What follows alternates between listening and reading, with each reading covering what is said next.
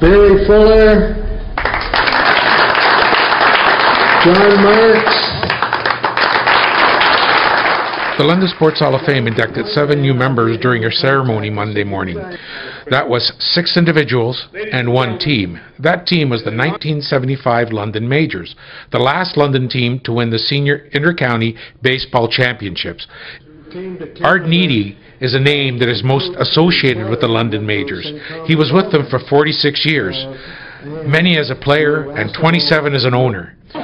He holds several inter-county records, including most games played, most walks, most stolen bases, and most hits, with 764. It's a special team, and it's a special time, and we're not all that old yet, but we're not going to go out and play tomorrow, but we're doing fine. What do you remember most about that team? Probably Mike Kilkenny's, if it's one individual, his leadership, obviously his record stands by itself, but he came here, as we all knew, he played in the major leagues, but he came and he was intense, and he played. You couldn't help but follow that, and you know everybody did their part, but you know Mike obviously would stand out. Left-hander Mike Kilkenny came to the majors after 4 years pitching in the major leagues, mostly with the Detroit Tigers. I haven't seen these guys in a long time, and it was an easy season. It went pretty easy.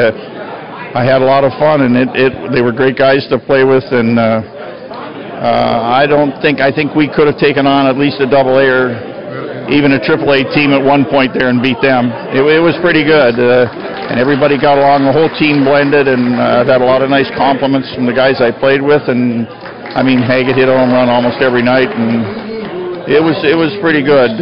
We had a lot of fun. I think we couldn't be here, like they said, without that 14 wins. Yeah. And he used to tell Roy, he says, you get me 2 and we'll win.